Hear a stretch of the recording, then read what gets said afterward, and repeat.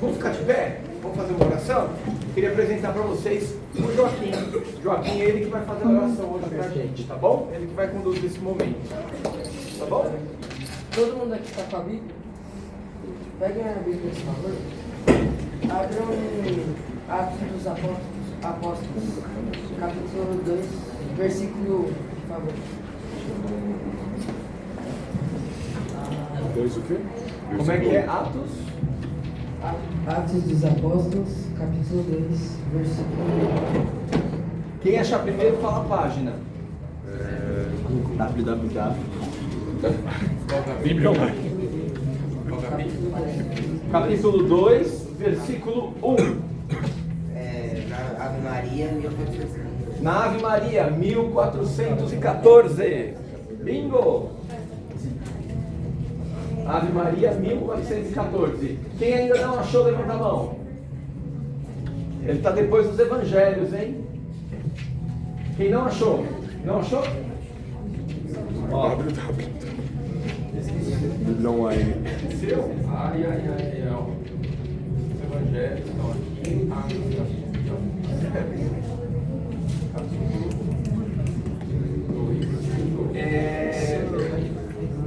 Na Bíblia de Aparecida, 1314. Mais alguém não achou ainda? Oi? 1414. Mostra a tua Bíblia, qual que é? Eu não vi. Eu estava cerimoniando, aí não dava para Todo citar, mundo? eu só acompanhei. Bora lá Que então. aura.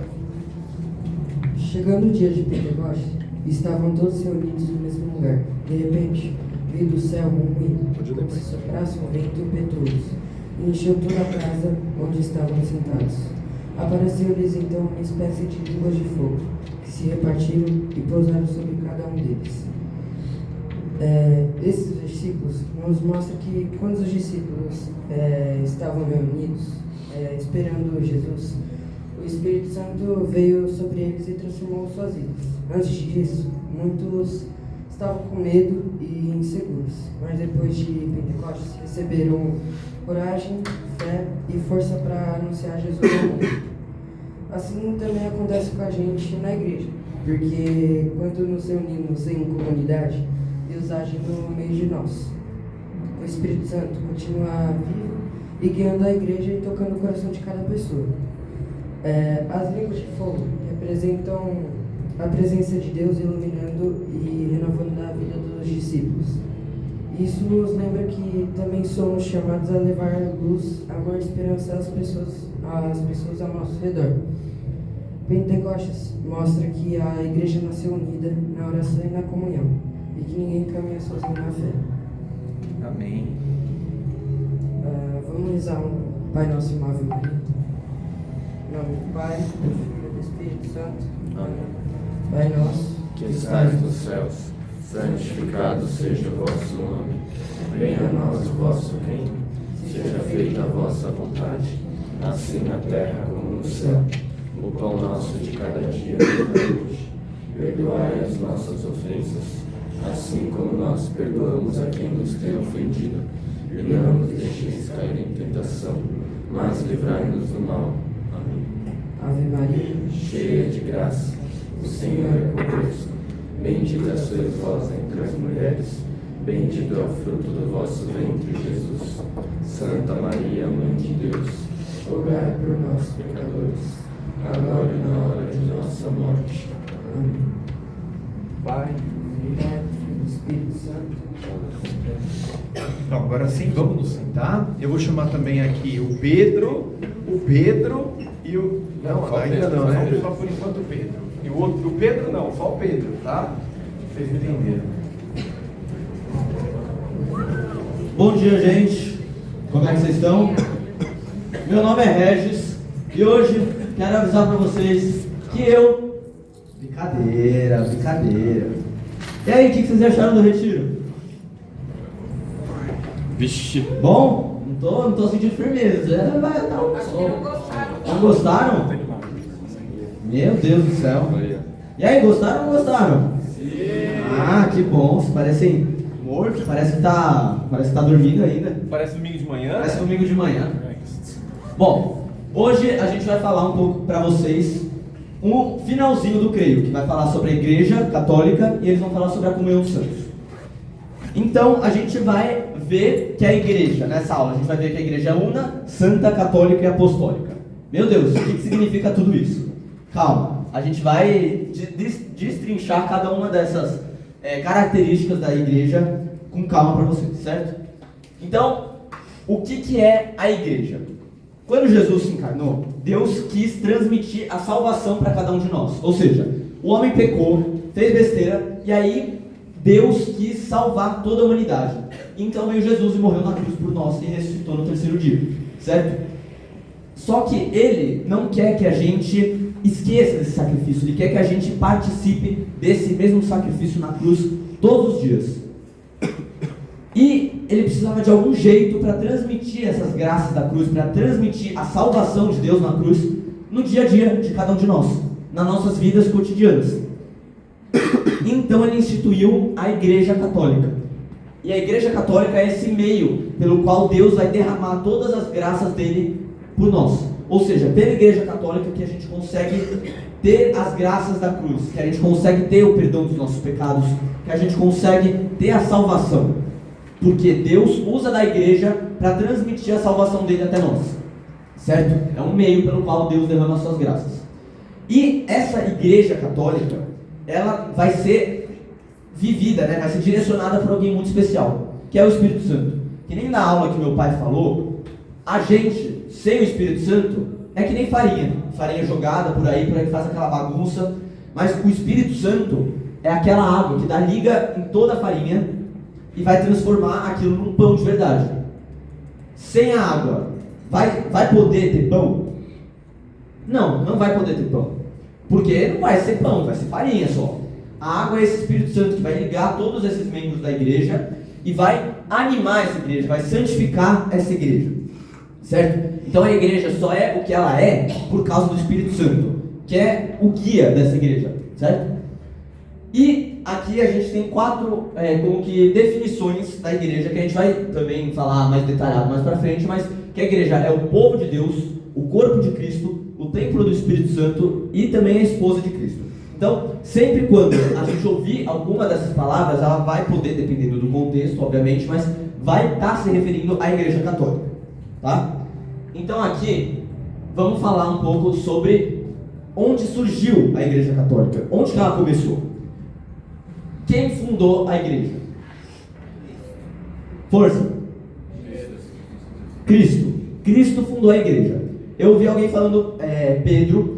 Isso não está certo, mas eu entendo por que falou Pedro. Por quê? Porque ela foi fundada sobre Pedro. Ou seja, Jesus Cristo estava andando com seus apóstolos.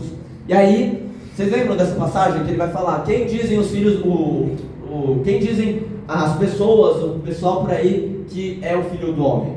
Aí os apóstolos começam a falar. Alguns falam que você é Elias, alguns falam que você é Isaías, Jeremias ou algum dos outros profetas.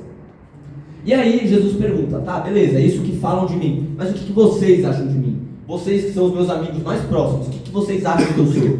E aí chegou Pedro e falou, você é o Filho de Deus vivo, o Cristo vindo de Deus. E aí Jesus fala, reconhece que Pedro falou certo, falou bonito. E aí ele fala, você falou muito bem, Pedro, por isso agora, a partir de agora, seu nome vai ser Pedra, seu nome vai ser Pedro, que antes era Simão. E sobre essa pedra, eu vou edificar a minha igreja. Eu vou fundar a minha igreja. Então Pedro é como se fosse essa pedra que vai, que toda a igreja vai ser fundada, que vai sustentar toda a igreja católica. Tá? E essa igreja fundada por Jesus Cristo vai nascer num momento muito específico e muito especial, que é na morte de Cristo. Quando Cristo morre, o soldado fura com uma lança a costela de Jesus Cristo, vão sair 2 coisas de lá. Quem sabe o que são essas 2 coisas? Sangue e água, muito bem. Então esse sangue vai simbolizar a Eucaristia que vai ser administrada pela igreja. E essa água vai simbolizar o batismo, que também vai ser trazido pelo mundo pela igreja católica. Então é naquele momento, no sangue e água que jorraram do lado de Cristo, que nasce a igreja católica. Inclusive tem uma comparação muito legal de fazer entre Cristo e Adão, que eu acho que vocês até já ouviram falar, que Jesus Cristo é um novo Adão, porque assim como por Adão entrou o pecado no mundo, Assim como por um homem que desobedeceu a Deus, entrou toda a morte, toda a miséria, toda a doença, por Jesus Cristo, pela obediência de Cristo no plano de Deus, entrou a salvação do mundo. Então, a gente tem essa comparação entre Adão e Jesus Cristo. Assim como a gente também tem uma comparação entre Eva e a igreja. Por quê? Como vocês viram no slide anterior, a igreja é a esposa de Cristo. Assim como em Adão, vocês lembram como Eva foi criada? Deus botou um sono profundo em Adão, aí Adão dormiu e da costela de Adão, Deus gerou Eva. Assim como em Jesus Cristo, da costela do Cristo adormecido, entre aspas, no Cristo morto, Deus criou a igreja. Deus fundou a igreja a partir da costela de Adão, do novo Adão, certo? E ela foi manifestada em Pentecostes. O que isso quer dizer? Vocês viram agora que Nossa Senhora, fugiu o seu nome. Joaquim, verdade. É que o Joaquim leu a palavra de Pentecostes agora na oração inicial. E vocês viram que eles estavam lá num quarto, como se fosse essa daqui, uma sala, os 12 apóstolos, Nossa Senhora. Eles estavam lá com medo ainda da perseguição, com medo dos judeus que estavam querendo matar eles.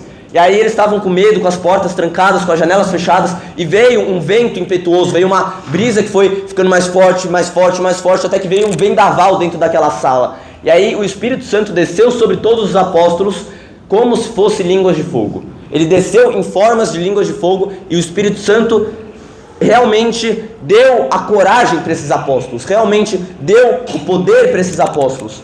E é ali que a igreja foi manifestada para o mundo. Ali que começou realmente a missão da igreja, foi aquele start da igreja católica para anunciar toda a palavra de Deus pelo mundo, para salvar almas do mundo. Tanto é que depois disso Pedro sai pela varanda daquela sala, vai pela janela, vê que tem um monte de pessoa confusa lá embaixo, perguntando o que está acontecendo, esse pessoal está tudo falando em outras línguas, está tudo lá no Chile canta labaçoi.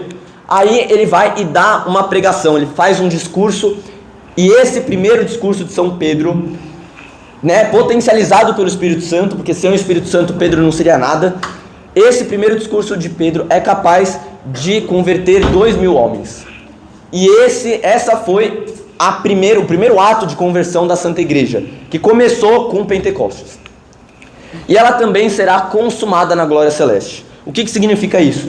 Significa que a Igreja Católica só vai cumprir o seu objetivo final quando Jesus Cristo voltar para a terra, quando Jesus Cristo chegar aqui e aí levar todos os justos para o céu, os novos céus e para as novas terras, que a gente também vai ter uma aula sobre isso daqui a pouco, mas quando ele levar todos os bons para o céu e todos os maus para o inferno, ali sim a glória do céu vai consumar a Igreja Católica, porque aí sim ela vai alcançar o seu objetivo, que é salvar almas. E a partir do momento que ela não vai precisar salvar mais almas, porque todas as almas já foram salvas, ela vai conseguir alcançar o seu objetivo final, que é levar as pessoas para Deus, certo? Eu não vou abrir para pergunta ainda, porque a aula vai ser um pouco corrida, então talvez só no final, tá bom? A igreja também, agora entrando mais naquelas definições que a gente tinha falado lá no começo da aula, ela é povo de Deus. Por quê? Eu faço parte da igreja? Sim. Minha mãe faz parte da igreja? Sim. Meu irmão faz parte da igreja? E o primo?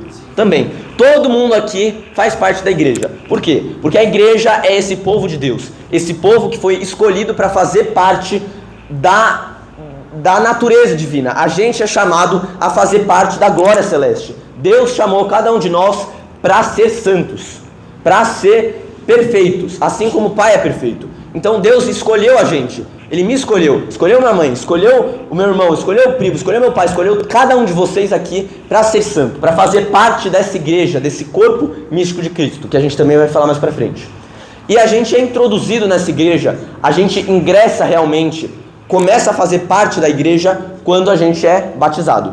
Ou seja, é pelo sacramento do batismo, que também é ministrado pela igreja, que a igreja também vai executar, que abre realmente as portas para essa igreja católica, que abre as portas realmente para a salvação, para você executar um caminho seguro, um caminho fácil, um caminho direto para o céu. Um caminho que você não vai ter risco de cair se você fizer tudo certinho. É aquela certeza de que se você participar dos sacramentos, tiver vida de oração, tiver intimidade com Deus, fizer a obra de amor, você sabe que você vai para o céu. Certo? Se você seguir tudo que a igreja fala, você tem a certeza absoluta que você vai para o céu. E esse é um povo que, assim como Jesus Cristo, é sacerdote, profeta e rei. Vocês lembram na aula do Pribo e da Antonella, foram vocês que deram, né? Que lá no Antigo Testamento tinham os sacerdotes, que eram aquele elo de ligação entre Deus e os homens. Os profetas que iam anunciar a palavra de Deus, que iam anunciar a vontade de Deus para todos aqueles, para toda a população. E os reis, que eram chamados a governar. Tinham essas três divisões, mais ou menos assim, no Antigo Testamento. E aí, Jesus Cristo, quando se encarnou, ele virou a perfeição dessas três funções. Por quê? Porque ele é o sacerdote perfeito, que une, pelo seu sacrifício na cruz, a humanidade inteira a Deus. Isso quer dizer que, pelo sacrifício de Deus na cruz, a gente consegue ter ligação com o Criador. Porque no Antigo Testamento a gente não tinha isso que a gente tem hoje, de poder comungar, de poder receber o perdão direto de Deus na confissão. Era mais difícil, mas Deus, no sacrifício da cruz, abriu as portas para o céu, abriu essa ligação. Por isso que ele é o sacerdote perfeito. Assim como profeta, porque ele é o maior dos profetas, ele é aquele que anuncia a palavra de Deus a todos os homens. E assim, nos profetas do Antigo Testamento, era a palavra dele, era a palavra de Jesus Cristo que era anunciada através daqueles profetas. E até hoje, a gente também é chamado a ser profeta. E ele é rei, porque ele é o rei de toda a criação. Ele é o criador de tudo e o rei dos nossos corações. A gente tem que ter Jesus Cristo como governante máximo do nosso coração. Nosso coração tem que estar inteiramente entregue a Deus, para que Deus seja realmente o líder, o nosso rei. Assim como o seu povo. Se a gente é cristão, e ser cristão significa imitar a Cristo, significa ser semelhante a Cristo. Se Cristo foi sacerdote, profeta e rei, a gente tem que ser o quê? Sacerdote, profeta e rei. Sacerdote unindo a nossa vida à vida de Deus, unindo as nossas dificuldades a Deus, as nossas alegrias a Deus. A gente tem que se unir a Deus. A gente também tem que anunciar, assim como um profeta, anunciar para os outros, para os nossos amigos, para os nossos parentes, para todos aqueles que estão à nossa volta. A gente precisa anunciar a palavra de Deus. E a gente também tem que ser rei, porque Deus chama a gente a participar dessa realeza divina. Ele chama a gente a fazer parte dessa realeza da criação, dessa realeza da glória celeste. Tudo bem? Vocês estão quietinhos, aí eu fico achando que vocês estão com dúvida. Tudo bem? A igreja também é o corpo de Cristo. Por quê? Jesus Cristo instituiu, lá na última ceia, um sacramento muito importante, que a gente vai ter uma aula mais pra frente sobre isso, que é a Eucaristia. E lá na Eucaristia, ele está lá, jantando com seus apóstolos, e aí ele chega e fala: isto é o meu corpo que será entregue por vós. Isso é o meu sangue que será entregue por vós. E aí, aquele pão e aquele vinho não são mais pão e vinho, são corpo e sangue de Jesus Cristo. A gente vai ter uma aula mais pra frente, mais detalhada sobre isso. Mas a gente hoje, na Eucaristia, em todas as missas, a gente tem a possibilidade de entrar em contato com o corpo de Cristo. E essa comunhão que a gente tem, essa ligação íntima que a gente tem com o corpo de Cristo, faz a gente participantes desse corpo também. Porque agora o corpo, Deus está dentro da gente pela comunhão, e a gente está dentro desse Deus, a gente está dentro desse mistério que a gente não consegue entender. Então, a igreja também vai ser chamada de corpo de Cristo justamente por isso. Também porque Cristo, ele vai ser como que a cabeça desse corpo. Por quê? Qual que é a parte mais importante de todo o corpo? A cabeça. Por quê? Sem a cabeça, você não vive. Se você não tiver o dedinho mindinho, você pode viver. Se você não tiver uma perna, você consegue viver. Mas sem a cabeça, dá para viver? Não dá para viver. É o essencial de todo ser humano ter a cabeça. Assim como Cristo é a cabeça, é o mais importante de todo esse corpo místico. E todos nós aqui somos o corpo de Cristo. Nós fazemos parte desse corpo, desse resto de corpo, da cabeça para baixo. Todos nós fazemos parte, executando uma função diferente. Deixa eu ver aqui, vou pegar uma passagem aqui. São Paulo fala, não precisa abrir, tá? Porque a gente não vai ter muito tempo, mas quem quiser, 1 Coríntios 12, tá? 1 Coríntios 12:12. O que São Paulo vai falar? Com efeito, o corpo é um, e não obstante tem muitos membros, mas todos os membros do corpo, apesar de serem muitos, formam um só corpo. Assim também acontece com Cristo, pois fomos todos batizados num só Espírito para ser um só corpo, judeus e gregos, escravos e livres, e todos bebemos de um só Espírito. O corpo não se compõe de um só membro, mas de muitos. Se o pé disser, mão eu não sou, logo não pertenço ao corpo, nem por isso deixará de fazer parte do corpo. Aí, um pouquinho mais pra frente, lá no versículo 18. Mas Deus dispôs cada um dos membros do corpo, segundo a sua vontade. Se o conjunto fosse um só membro, onde estaria o corpo? Há, portanto, muitos membros, mas um só corpo.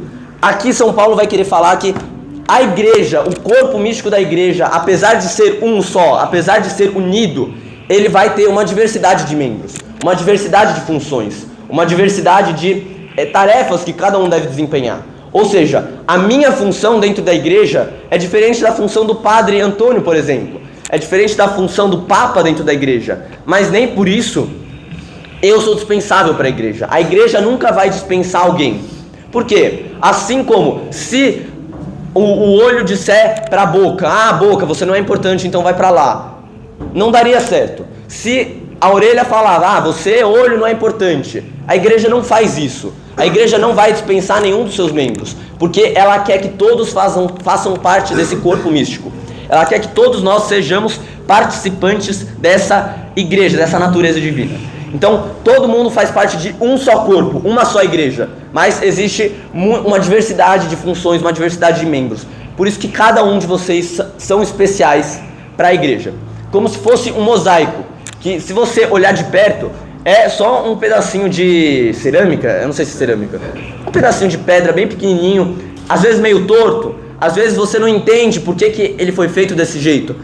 Mas se você começar a olhar de longe, você vê que aquilo é bonito, você vê que aquilo tem uma beleza, uma ordem. E se você tirar aquele pedacinho, muitas vezes o mosaico pode não estar completo. Assim na igreja, às vezes a gente pode ficar olhando pra gente e falar, caramba, o que eu mudo nessa igreja? Eu posso ser meio torto, eu posso ser meio imperfeito, mas a gente faz parte da igreja e a igreja nunca vai dispensar a gente. A igreja nunca vai falar, chega, pode ir embora, a gente não precisa mais de você. Porque ela quer que todos nós sejamos salvos, tá?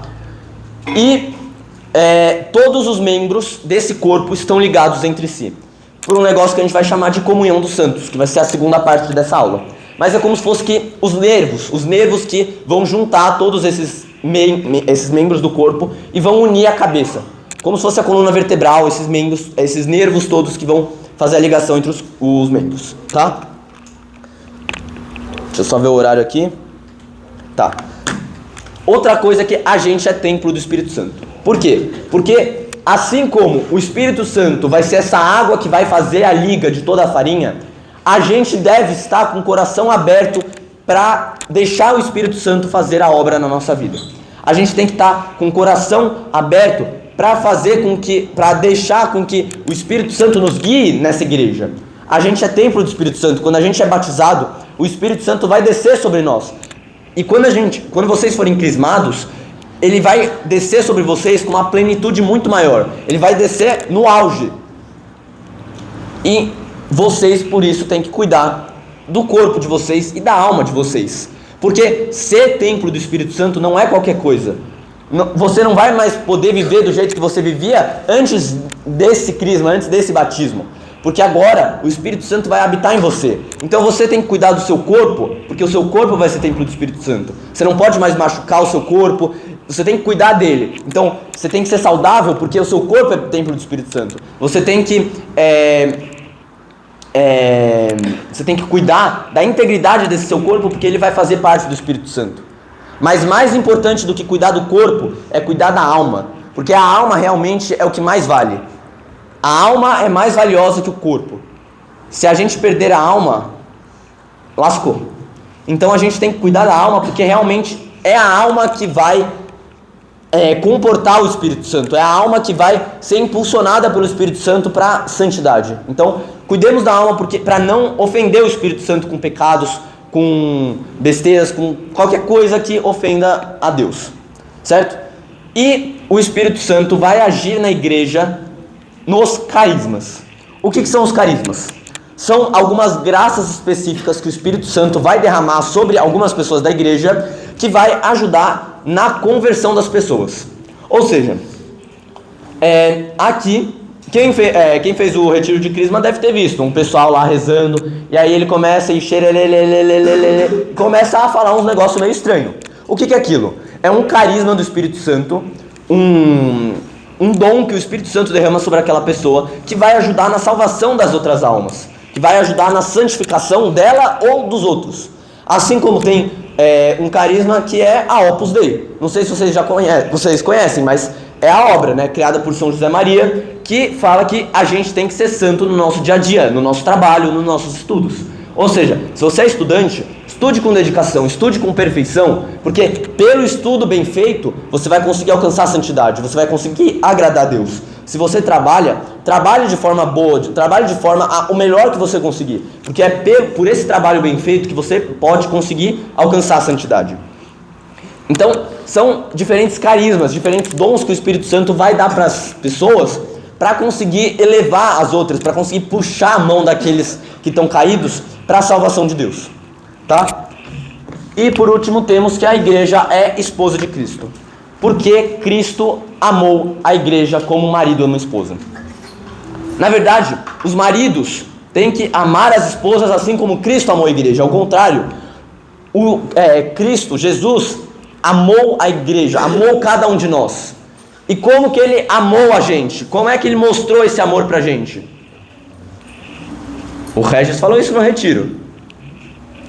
Como que Deus provou esse amor que ele tem pela gente? Morrendo na cruz. Essa é a maior prova de amor, porque Cristo ama a igreja.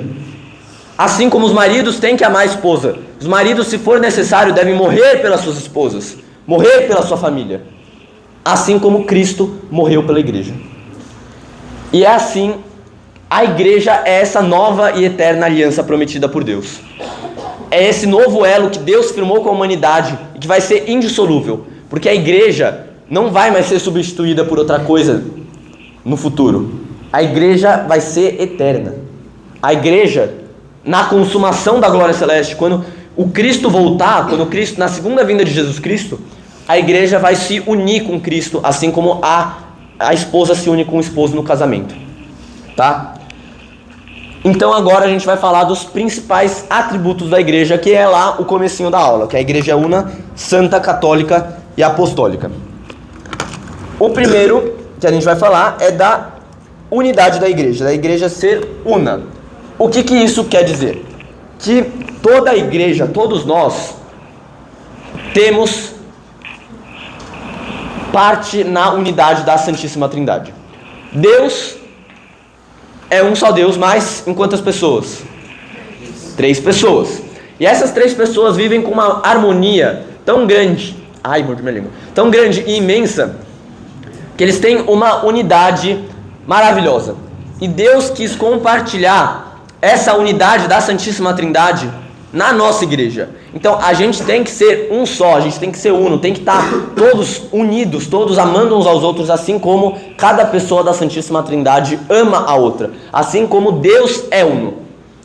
E porque a gente também vai participar de uma única liturgia. Assim como a salvação de Jesus Cristo na cruz foi uma, a gente também vai pregar uma só fé. A gente também vai pregar os mesmos sacramentos, a mesma liturgia, a mesma doutrina. Ou seja, tudo que a gente está falando aqui é o que a igreja do mundo inteiro vai pregar.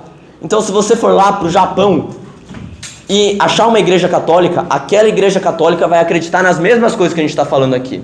Se você for lá para a Lituânia, aquela igreja católica vai acreditar nas mesmas coisas que a gente acredita aqui. Porque a gente tem uma unidade entre os membros. Que nem São Paulo estava falando, apesar de serem muitos membros, a gente também é um só corpo. E a gente tem que ter essa unidade. Principalmente unidade com o Papa. O Papa é esse representante máximo da Igreja Católica. É aquela pessoa que vai na linha de frente. É aquela pessoa que vai ser o vigário de Cristo, né? O assistente de Cristo na salvação das almas. Ele é o grau máximo de autoridade que a gente tem na Igreja Católica. E a gente tem que ter unidade e amor com o Papa. Por quê? Porque a gente tem que ter a mesma unidade que a Santíssima Trindade tem. E se o Papa é o representante de Deus, a gente tem que estar unido com ele, a gente tem que estar lá com ele para o que der e vier, a gente tem que estar firme, rezando pelo Papa, intercedendo por ele, certo? Outra coisa é que a igreja é santa. Se a igreja é o corpo de Cristo e Cristo é santo, logo a igreja é santa também. Por quê? Porque ela foi santificada por Cristo na cruz. Ela nasceu do lado de Cristo na cruz, o momento mais santo de toda a história da igreja. E Cristo santificou ela. Cristo fundou ela de uma maneira jamais vista antes. Por quê? Porque ela é aquela esposa perfeita. Ela é... nem sei como falar isso, nem sei como expressar isso direito, né? Mas ela é santa num nível que a gente muitas vezes não consegue compreender. Ela não vai errar, ela não vai pecar. A igreja não peca, a igreja é perfeita. Ué, mas peraí. Se eu faço parte da igreja e eu sou imperfeito, logo a igreja é imperfeita. Certo? Não. Apesar da gente fazer parte e apesar da gente ser muito sem vergonha, muito pouca porcaria, muito imperfeito, muito falho, muito pecador, a gente não vai contaminar a igreja com a nossa imundície, com o nosso fedor. Porque imaginamos que aqui tem a igreja. Mãe, vem cá, você vai representar a igreja. Porque a igreja também é mãe, é nossa mãezinha. Então, você vai ser a igreja. Ela está vestida de branco para representar a pureza dela, a perfeição, a santidade. Então, eu estou aqui. Imaginamos que eu estou de branco também, abraçado com a igreja, vivendo tudo bem, tudo mil maravilhas. Só que aí eu olho lá e tem um pecadinho. Aí eu vou me afastando um pouquinho da igreja. Aí, ó, minha roupa já tá ficando cinza. Aí, afastando um pouquinho mais. Aí aqui, ó, dá a mão aqui. Isso aí acho que nem precisa dar a mão, porque eu gosto tanto desse pecado. Eu acho tão gostoso ficar pecando que eu não preciso mais da igreja. E aí, a igreja se contaminou? A igreja deixou de ser santa? A igreja deixou de ser perfeita? Não. Mas fui eu que fui me afastando mais da igreja. Eu que fui trocando a roupa branca para uma cinza, depois para uma preta, depois para uma rasgada. E aí eu fui me corrompendo. Mas a igreja continuou santa, a igreja continuou pura. Certo? Uma salva de palmas para minha mãe igreja. Então, à medida que a gente vai pecando, a gente vai se distanciando dessa igreja, dessa perfeição da igreja. E essa santa igreja também vai apresentar alguns modelos e intercessores para a gente. Isso eles vão falar mais na próxima aula. Na próxima aula não, mas na segunda metade da aula, que é sobre os santos. O que são os santos propriamente dito? Então, ó, nem vou falar aqui, porque vocês vão falar na aula de vocês, né? Então fale que eu vou cobrar. E pesou, hein? a igreja também é católica, que é provavelmente o termo que a gente mais ouve da igreja. Igreja católica, eu sou católico, tudo mais. Mas o que significa realmente ser católico?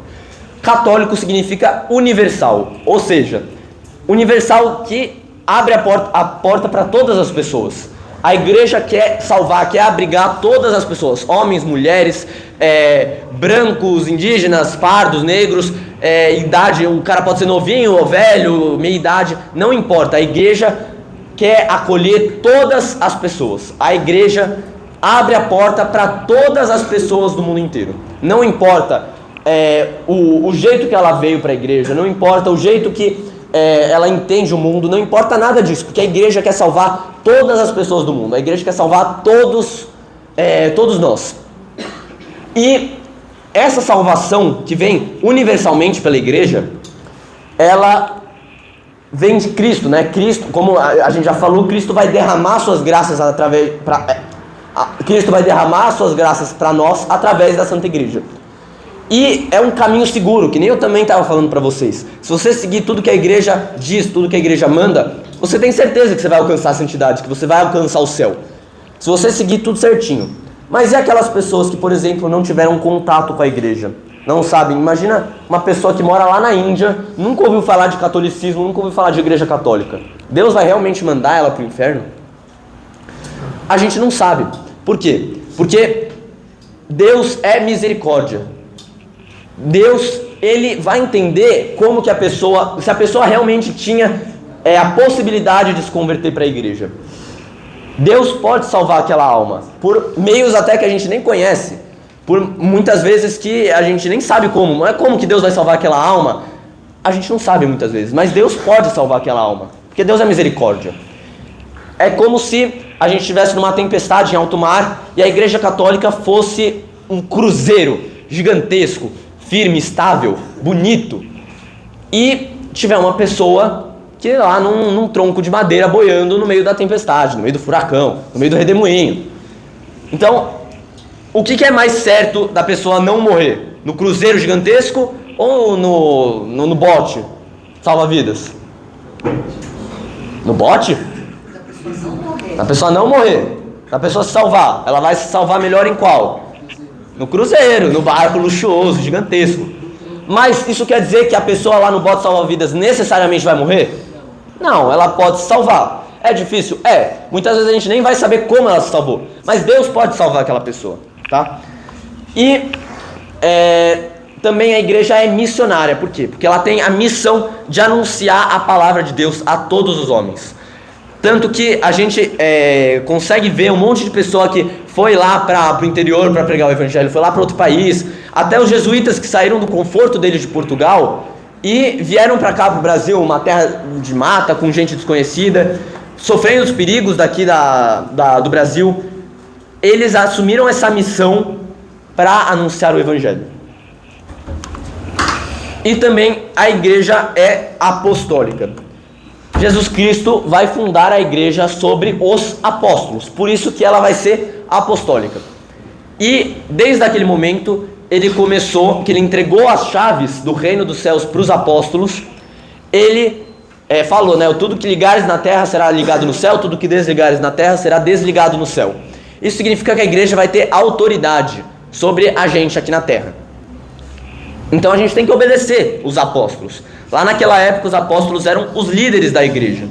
E até hoje eles são os líderes da igreja. Até hoje são eles que comandam a igreja. São eles que guiam a igreja, dirigem a igreja. Ué, mas como isso? Os apóstolos morreram há 2000 anos atrás. Como é que eles até hoje estão nessa linha de frente da igreja católica? Por um negócio chamado sucessão apostólica, que é essa passagem de bastão de um apóstolo para o outro. Então, inclusive isso é até narrado no primeiro capítulo de Atos dos Apóstolos. Judas traiu Jesus e depois se matou. E aí os apóstolos se reuniram, os 11 agora, né, não mais 12, e falaram, olha, a gente precisa achar um substituto para Judas. Por quê? Jesus instituiu esses 12 apóstolos e a gente precisa, e agora que um saiu, um foi embora, um morreu, a gente precisa achar um que substitua ele. E aí eles rezaram e escolheram depois Matias. E esse Matias se tornou um novo apóstolo.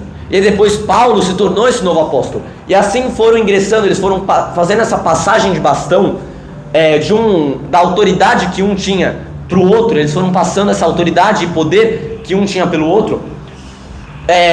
Foram passando de geração em geração. E é isso que a gente chama de sucessão apostólica. E foi indo, a passagem de bastão passou, até os dias de hoje. Que nos dias de hoje, pela sucessão apostólica, os bispos são autoridade. Então todos os bispos do mundo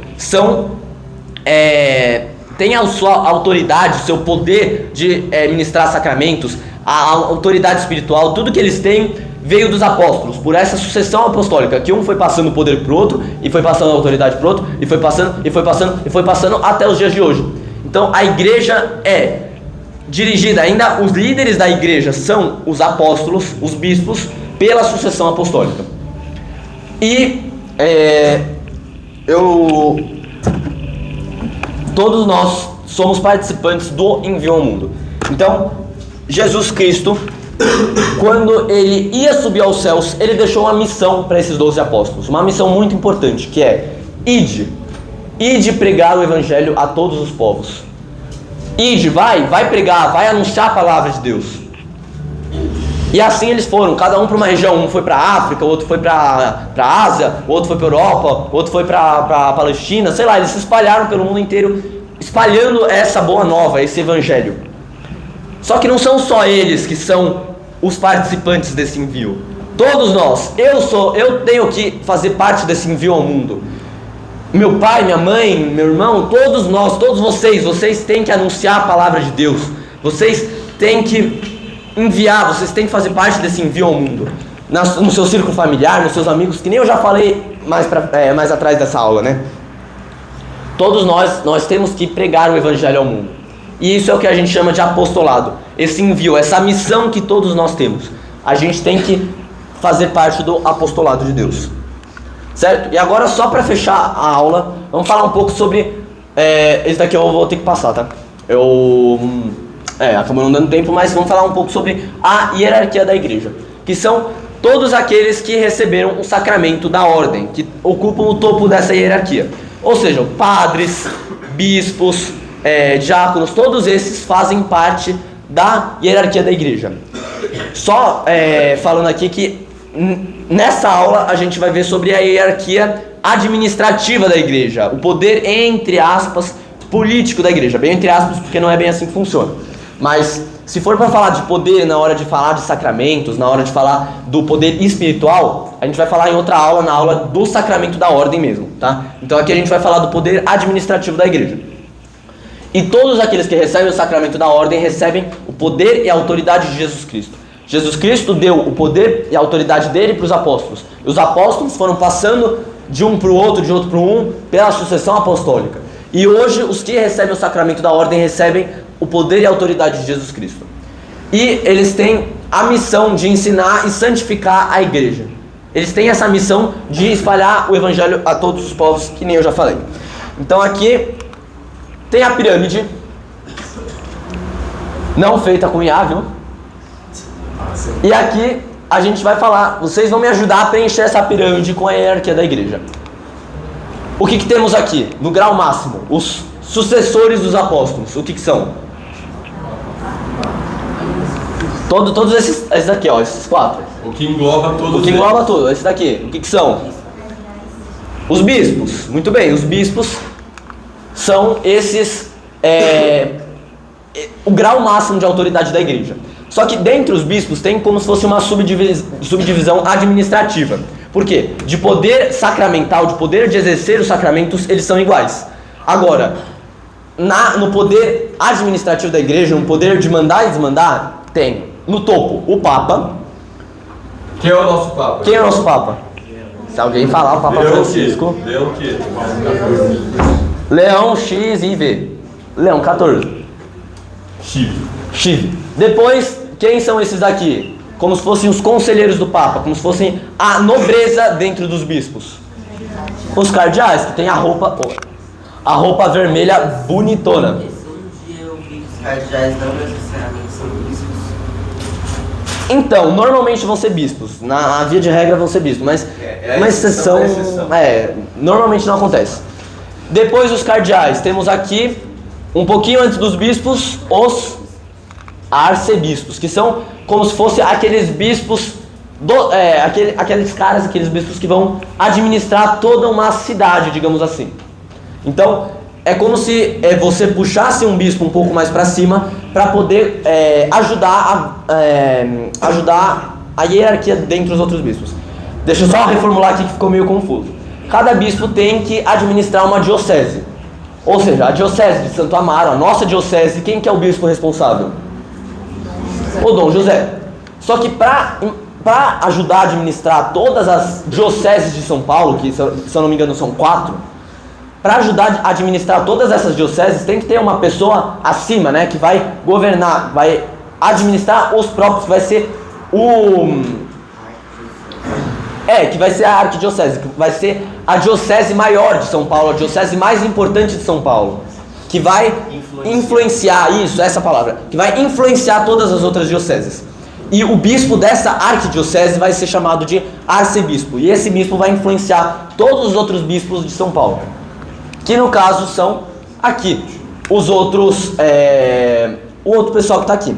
Não significa que o arcebispo manda no bispo, tá? Então, o arcebispo da arquidiocese de São Paulo, ele não manda no nosso bispo Dom José. São coisas separadas. mas tem uma influência. É diferente, tá bom? Então a gente fechou a categoria dos bispos. Embaixo dos bispos, quem tem? Muito bem, todos os padres. O padre Antônio, o padre Andrés, o padre José, todos esses padres aqui fazem parte dessa categoria da igreja. E embaixo dos padres? Quero ver quem acerta. Muito bem, os diáconos. Achei que ia ser mais difícil. Mas os diáconos são aquele primeiro grau, aquele primeiro estágio do sacramento da ordem. Então, no sacramento da ordem a gente vai ver mais pra frente uma aula específica sobre isso. Tem o primeiro degrau, que são os diáconos, depois os padres e depois os bispos. E embaixo dos diáconos, quem são? O povo, o povão, nós, vulgo, a gente. Que somos todo mundo que faz parte da igreja, mas que não vai governar, não vai exercer nenhuma função administrativa na igreja. Mas isso não significa que a gente não serve para nada e a gente só serve para levar esculacho. A gente também tem funções muito importantes na igreja. A gente tem a missão de se tornar santo como leigos, como o povo mesmo, sem celebrar nenhum sacramento. Não precisa de nada disso. É só você ser santo no seu dia a dia, é só você ser prefeito no seu dia a dia. Tá? Alguma dúvida sobre isso daqui? Fala rapidinho dos mandamentos da igreja. Tá, deixa eu falar aqui sobre os mandamentos da igreja rapidinho, porque Deus instituiu 10 mandamentos para a gente seguir lá com Moisés. Só que a igreja também achou necessário a gente instituir mais 5 mandamentos para a nossa santificação pessoal. E esses mandamentos são obrigatórios. Isso quer dizer que se você não seguir esses 5 mandamentos da igreja conscientemente e livremente, você está cometendo um pecado. Força, um pecado mortal. Por quê? Ferir um dos 5 mandamentos da igreja é matéria grave, tá? É que nem ferir um dos 10 mandamentos. É que nem ferir um dos 10 mandamentos. Então, precisa seguir os mandamentos da igreja. Então, vamos lá. Quais são os 5 mandamentos da igreja? Participar da missa inteira aos domingos e festas de guarda. Ou seja, não me chegue, não vai você se desleixar na hora de botar o despertador e não sair a tempo de casa, chegar aqui na igreja na hora do ofertório e achar que cumpriu o preceito. Por quê? Ou você comunga e já vai embora. Eu não vou nem esperar. Não, eu vou esperar meio isso, eu já vou embora. Comunguei, foi embora. Não, espera a missa acabar. Chega um pouquinho antes da missa, uns 10, 20 minutos antes, por precaução, né? Pra não dar sorte pro azar. Vai que você pega um trânsito a mais do que o normal. E na hora de sair, espera o padre sair da igreja. Então, até o padre Antônio tá falando no final das missas. Espere a procissão de saída. Então, depois que o padre passou, aí você pode ir embora. Mas participe da missa inteira aos domingos e festas de guarda. Confessar-se ao menos uma vez a cada ano. Então a igreja, ela vai pedir que a gente se confesse pelo menos uma vez por ano. Gente, uma vez por ano confessar não é nada. Pensa que tá falando ao menos aqui. Não quer dizer que é só uma vez ao ano. A igreja fala ao menos para quem não confessa nenhuma vez. Para vocês que estão tendo aulas de crisma, que estão fazendo parte das missas, por favor, confessem sempre que for possível, sempre que vocês precisarem, sempre que vocês estiverem em pecado mortal, confessem, não deixe para confessar uma vez ao ano, pelo amor de Deus, mas pelo menos uma das vezes ao ano você confessa. O ideal é ter uma frequência de mais ou menos uma vez por mês, né? Se vocês conseguirem manter uma frequência de uma vez por mês, vocês irem se confessar, já está de bom tamanho. Outra coisa, comungar uma vez ao ano, pelo menos, na Páscoa do Senhor. Mesma coisa da confissão. A igreja não está mandando você comungar uma vez só. Pelo amor de Deus, ficar só comungar uma vez no ano inteiro.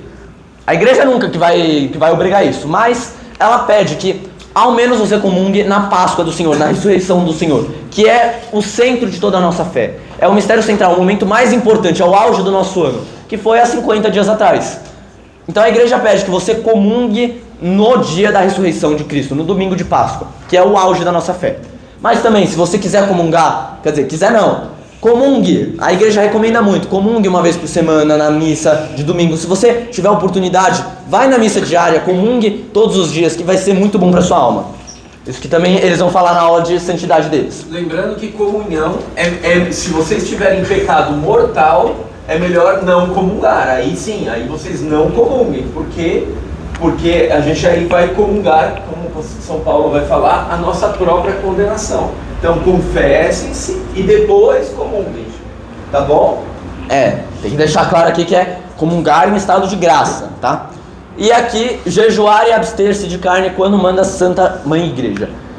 O que é o jejum? É você passar um pouquinho de fome em alguns dias específicos para unir a sua fome ao sacrifício de Cristo, para unir o seu sofrimento ao sofrimento de Jesus Cristo. Então, e o abster-se de carne é você deixar de comer carne em algumas datas específicas. Quando que manda a Santa Mãe Igreja fazer a gente jejum? Fazer a gente jejum não, a gente conseguir jejuar. Quando que a igreja manda a gente fazer isso? 2 dias. Sexta-feira Santa e quarta-feira de cinzas. Esses 2 dias, que é o começo da quaresma e a sexta-feira da Semana Santa, a igreja pede que a gente passe um pouquinho de fome, sofra um pouquinho para unir o nosso sofrimento a Cristo, né? Pensa que não foi a sua fome de, sei lá, deixar de comer uma das refeições durante o dia, não vai ser nada comparado ao sacrifício que Deus fez por cada um de nós. Então, pensa assim, nossa, eu estou passando fome, eu estou sofrendo, mas é por Jesus Cristo, é porque eu amo Ele. Ele já morreu por mim, deixa eu morrer um pouquinho por Ele, deixa eu sofrer um pouquinho por Ele. E quando que a igreja manda a gente se abster de carne? Nesses 2 dias, ou seja, na quarta-feira de cinzas e na sexta-feira santa, a gente não pode comer carne, e durante todas as sextas-feiras do ano. Por quê? Porque Jesus morreu numa sexta-feira, certo? Então a igreja pede que uma vez por semana, na sexta-feira, a gente deixe de comer carne, para também, esse sofrimento, né? Imagina, quem prefere comer peixe do que comer carne? Pouca gente. Quem prefere almoçar um ovo do que almoçar carne? Ninguém, vamos combinar. Então, um bifão assim, aquele bife dessa espessura, quem não acha muito melhor? Então a igreja também pede, tentem não comer carne na sexta-feira, para unir semanalmente o sacrifício de vocês ao sacrifício de Cristo. Mas, se não der para você não comer carne na sexta-feira, imagina que você tem um jantar de família, e aí a sua avó, que cozinha super bem, vai lá e se mata na cozinha o dia inteiro para preparar aquela comida gostosa para você. Bife à parmegiana. Bife à parmegiana. Ela passa a tarde inteira empanando aqueles bifes, fazendo lá o molho, aquela delícia para chegar a família inteira aqui. E aí você lá vai chegar, não, vovó, não, eu não posso comer carne, faz outra coisa lá, faz um ovo mexido para mim. É feio, né? É feio.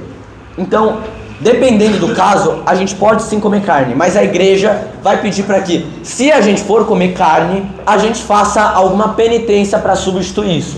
Ou seja, sei lá, faz uma oração a mais na sexta-feira se você for comer carne, faz uma penitência durante a sexta-feira, sei lá, toma um banho gelado, alguma coisa assim. Dá uma esmola, uma caridade, faz alguma coisa para substituir essa abstinência que você não fez, tá? E também doar o dízimo segundo o costume, ajudar a igreja em suas necessidades. Ou seja, tudo isso que a gente tem aqui, esse slide, as luzes, a igreja limpa, tudo isso tem um custo. É um custo material. Não dá para falar que a igreja apenas sobrevive do espiritual. A igreja é física também, né? A gente precisa cuidar desse templo de Deus.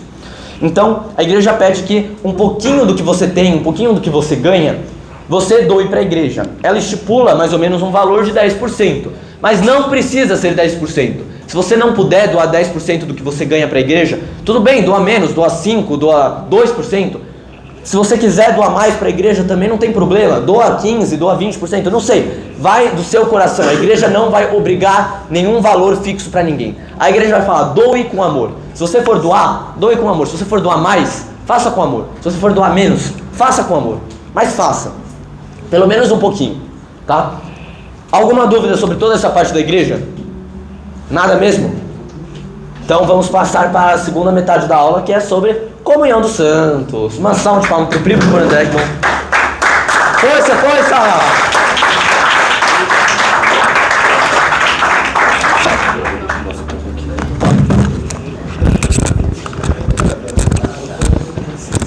Deixa eu vir pra cá. Boa. E aí, pessoal, alguma dúvida? Vocês conseguiram entender tudo certinho? Igreja, una, santa, católica, apostólica. Beleza. Então vamos passar para a comunhão dos santos. Calma, eu queria só falar um negócio, porque o Pedrinho falou da questão dos bispos, eles passarem o bastão e aí fazem novos bispos, novos padres. Porém, a gente chama de... consagra, né, um novo bispo, um novo padre, só que essa pessoa que consagra ela não deixa de ser. A gente falou passar bastão, a gente imagina passar bastão em perder o que eu tenho, mas se um bispo ele institui um novo padre, institui um novo bispo, ele não necessariamente deixa de ser bispo. Então vamos lá. Vocês lembram dessa palavrinha aqui? Dignidade, sim ou não?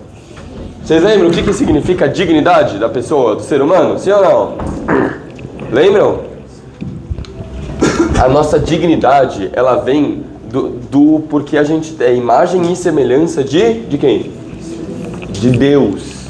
E Cristo também, porque Cristo é Deus. Mas a gente tem uma dignidade elevada, uma dignidade maior porque, no caso, nós somos imagem e semelhança de Deus, amém? E se Deus, ele é digno, ele tem uma dignidade elevada, nós também, certo? Dá pra entender isso, né? Então, se a gente tem essa dignidade, se a gente é dotado de razão, ou seja, intelecto e vontade, a gente tem uma vocação, a gente tem um chamado, a gente tem um destino final. Por quê? Porque a gente tem uma dignidade. Essa nossa vocação é o céu. Esse nosso chamado, vocação, vem do latim vocare. Vocare significa chamar. Então, quando eu chego e chamo o nome de vocês, vocês vêm até mim, sim? Quando eu chamo alguém, a pessoa vem a mim. Eu falo, Pedro, vem pra cá. Não você, Pedro. Pedro Pribo. Pribo, eu chamo ele. Eu estou tendo uma vocação aqui. E quando você chama alguém, quando Deus chama alguém, Ele chama alguém em direção a algo, não é? E qual que é essa direção? É em direção a quê? Bem? Algo. E o que é esse algo? A santidade, ao céu, ao paraíso. Então Deus ele vai nos chamar, Deus ele vai chegar para mim e falar, André, vem até mim. E onde que Deus está? No paraíso. Então se Deus me chama, se Deus me dá uma vocação, Ele me chama à santidade. Ele quer que a gente seja feliz, porque a gente tem um desejo natural de felicidade. Quem quer ser feliz, levanta a mão. Quem tem certeza absoluta que vai conseguir ser feliz 100% aqui na Terra? Levanta a mão. Sem sofrimento, sem dor, sem doença, sem morte. Levanta! Não? Vocês acham que vocês não conseguem ser felizes na Terra? Que bom, porque eu também não. Porque a nossa felicidade completa só vai ser aonde? Na Terra ou no céu? No céu. Então Deus vai nos chamar para ser feliz na Terra, sim ou não? Vai nos chamar para ser feliz no céu. Através do quê? Através da cruz. A cruz é o caminho da felicidade. O ser humano tem a ideia do quê? Que felicidade é você não sofrer. Quem pensava assim? Levanta a mão. Quem pensa assim? Felicidade é não sofrer. Eu pensei muitas vezes isso. Mas não, a felicidade não é não sofrer. A felicidade é o quê? É você sofrer pelas coisas certas para chegar a um ponto que você não vai precisar mais sofrer pelas coisas erradas. Vocês estão entendendo isso? Felicidade não é você ter uma vida perfeita. Não, é você escolher as suas lutas, escolher as suas batalhas para conseguir ter uma vida melhor possível. Então a cruz ali de Jesus, é sofrimento sim ou não? Sim. Jesus sofreu na cruz sim ou não? Sim. Mas Jesus, ele nos abre para a felicidade, por quê? Porque esse é um sofrimento que vale a pena? Esse não é um sofrimento qualquer, esse é o sofrimento que nos leva à vida eterna. Esse é o sofrimento que pela cruz é o caminho da perfeição. Vocês estão entendendo? Amém? Sim ou não? Sim. Amém ou misericórdia? Amém. Boa, então vamos seguir. Então, a gente tem que buscar a perfeição. Então, como que a gente pode ser cada vez mais perfeito? O Pedrinho demonstrou aqui, tem a igreja, e toda vez que eu me afasto da igreja, a igreja não se corrompe, mas eu vou me corrompendo. Então, a igreja sendo o corpo de Cristo, como a gente muito bem disse, então a gente alcança a perfeição sendo mais próximo de Deus. Como que eu consigo ser mais próximo de Deus? Pode ser no dia a dia, não precisa ser algo extraordinário. Foi como o Pedrinho falou do Opus Dei. No trabalho, no dia a dia ali. Então, uma oração que eu faço ali, um terço que eu rezo ali, uma missa que, deu tempo de ir na semana, eu vou. Antes de dormir, vou ler uma passagem. Então, nessas coisas pequenas que a gente pode se aproximar cada vez mais. Claro, cumprindo o que a gente tem que fazer. Vir na missa aos domingos, ser bom com o próximo, tudo mais. E amar a Deus sobre todas as coisas.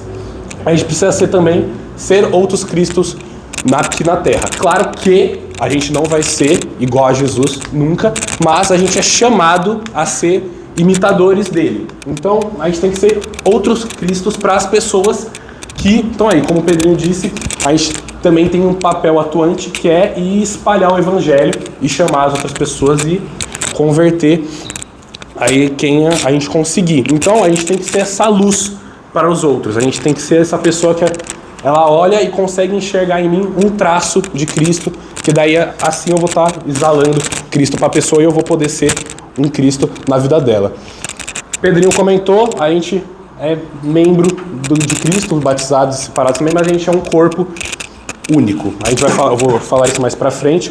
Porém, tudo isso que a gente falou, de santidade, da cruz, de conseguir vencer a batalha diária, de ser mais próximo de Deus, de ser outro Cristo próximo, a gente alcança como? Através da graça. Tudo que a gente consegue é por graça de Deus. Vocês já tiveram uma aula de graça, não é? Vocês lembram o que é graça? Lá na outra salinha. Lá na outra salinha ali, que eu tava anotando na lousa, vocês lembram? Bom, vai lá, Primo, explica aqui.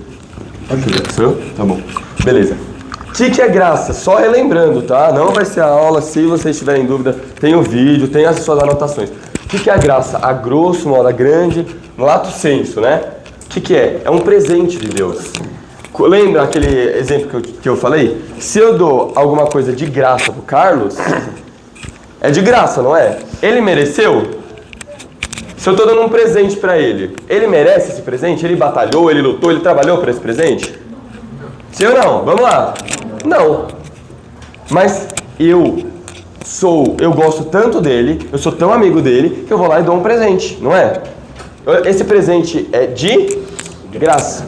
Assim como a graça de Deus. Graça vem daí. Graça é algo gratuito, é um dom, é um presente de Deus. A gente merece esse presente de Deus, sim ou não?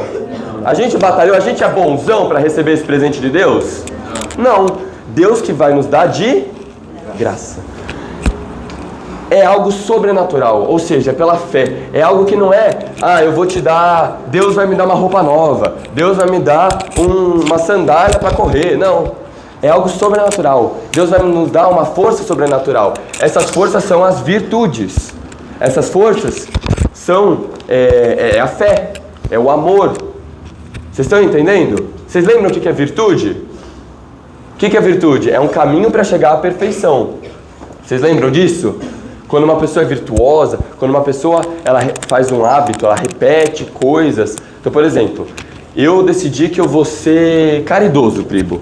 Então, se eu der uma esmola para uma pessoa, eu vou ser caridoso? Não, eu vou estar praticando a caridade. Mas para eu ser caridoso, eu preciso o quê? Praticar, preciso repetir, preciso tornar um hábito. Eu preciso que isso seja parte de mim. Amém? Vocês estão entendendo? Então, Deus ele vai nos dar as virtudes. E qual que era a virtude mais importante de todas mesmo? Que eu tinha escrito bem no meio da lousa lá na outra salinha. Vocês lembram? É o amor. Vocês lembram disso? A caridade. Lembram sim ou não? Mesmo? Agora todo mundo lembra. Agora todo mundo lembra, né? Agora que eu falei, todo mundo lembra. Então qual que é a virtude mais importante de todas, pessoal?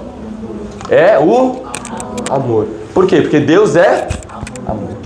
Então é sobrenatural. É dado do maior ao menor, ou seja, a graça nunca pode ser a gente que dá pra Deus, é sempre Deus que dá pra gente. Não faz sentido a gente que é menor dar a graça pra Deus. E é sem mérito nosso. Tá vendo um troféuzinho aqui? Não tem mérito nosso, não é o crédito nosso. É o que eu tinha falado, não é porque a gente é bonzão que a gente ganha a graça. Não, o mérito não é nosso. É Deus que faz porque Ele quer. Deus nos dá essa graça porque Ele quer. Faz parte da santificação e nosso aperfeiçoamento. E por fim, nos torna participantes da natureza divina. Ou seja, Deus ele vai falar o seguinte: eu amo tanto meu filho aqui, mas tanto, que além de morrer por ele, eu quero que ele seja parecido comigo o máximo possível. Eu quero que ele seja santo, eu quero que ele vá para o céu para ficar comigo pela eternidade. É isso que Deus faz. E aí ele fala o seguinte: já que ele não consegue sozinho, porque a gente é fraco, a gente é pecador, a gente é pior do que o mosquito da bosta do cavalo do bandido. Quem já ouviu essa expressão? Não? Ninguém ouviu? Essa expressão aí eu já ouvi algumas vezes. A gente é pior do que tudo isso. Então, Se a gente é tão fraco, tão falho, tão pecador, Deus ele faz o seguinte: eu quero essa pessoa ao meu lado, só que eu quero dar essa graça para ela, eu quero dar essa força espiritual para ela. Amém? Dá para entender? Ué? Pode? Foi. Bom, porém, Deus dá a graça para nós. Só que Ele dá a graça só para mim? Só para o André? Não. Só para o Pedrinho? Dá para todos nós. Todos nós que a gente se permite e se abre à graça de Deus. Então, o que seria a comunhão dos santos e a comunhão das coisas da igreja? Como o Pedrinho falou, São Paulo ele compara a igreja a um corpo. E esse corpo com seus membros. Então, a gente, com a comunhão dos santos, a gente no mesmo corpo, a gente tem um relacionamento entre os membros. Qual eu dei aqui, que eu acho que foi na de vida pública, que eu falei que Deus não é só meu pai, mas também é pai de vocês, então nós todos somos irmãos. Então, a gente sendo irmão e ainda atuantes do mesmo corpo, a gente tem que ter um relacionamento entre os membros. Então, se o André está precisando de alguma ajuda, foi o que ele falou. Qual é a virtude mais importante? Vixe, o pessoal não entendeu nada. Qual que é a virtude mais importante? O amor, a caridade. Então, se o André está precisando de alguma coisa, o Pedrinho está precisando de alguma coisa, eu vou lá e ajudo eles. Por quê? Porque a gente está unido no mesmo corpo, a gente é irmão e a gente tem esse relacionamento entre nós, né? A gente tem essa comunhão. Também, dentro da igreja, a gente tem a comunhão entre pessoas santas e batizadas, que seria essa comunhão nossa, como eu disse, todos nós estamos no mesmo corpo e a gente comunga, né? Comunga das coisas que a igreja possui. Lembrando, só um detalhe: comungar é ser unido. Tá bom? Vou chegar aí. Comungar não é só comer, porque a gente fala, eu vou comungar, e aí parece que comungar é comer a hóstia, não é? Mas quando fala, eu estou em comunhão com vocês, significa que eu estou unido a vocês, certo? Comunhão é união. Então a gente tem comunhão entre as pessoas santas, mas também tem comunhão das coisas da igreja, as coisas santas da igreja, e quais que são os sacramentos. Vocês ainda vão ter aula de sacramento mais pra frente do que cada um faz, mas, como o Pedrinho disse, o sacramento mais importante, a Eucaristia. Então a gente comunga. Então a Eucaristia não é só pra mim, não só sou eu que comungo ali na hora da missa, não é só o André, é só o Pedrinho. Todos nós podemos comungar, assim como todo mundo pode receber a confissão, todo mundo pode casar, enfim, mas isso, vocações, a gente entra em mérito para outra aula. Porém, a gente tá no mesmo corpo, a gente é junto, tem unido, relacionamento do mesmo meio, porém, São Paulo disse muito bem, a gente tem o corpo, mas a gente tem o pé, a gente tem o braço, a gente tem o olho, a gente tem a boca. Ou seja, mesmo a gente estando no mesmo corpo, a gente é diferente. Então, a gente não perde a nossa identidade por fazer parte dessa comunhão. Porque cada um tem sua função e cada um é de um jeito, cada um tem seus gostos, cada um tem suas preferências. Então, eu gosto de uma coisa, particular minha, o André gosta do que ele gosta, o Pedrinho gosta do que ele gosta, vocês gostam do que vocês gostam. Porém, a gente não deixa de estar em comunhão por causa disso. A gente tem o nosso relacionamento entre os membros, a comunhão entre as pessoas santas e a comunhão dos sacramentos. Porém, eu não deixo de gostar das coisas que eu gosto, o André gosta das coisas que ele gosta, que eu posso não gostar. Mas cada pessoa é única e cada um tem sua função.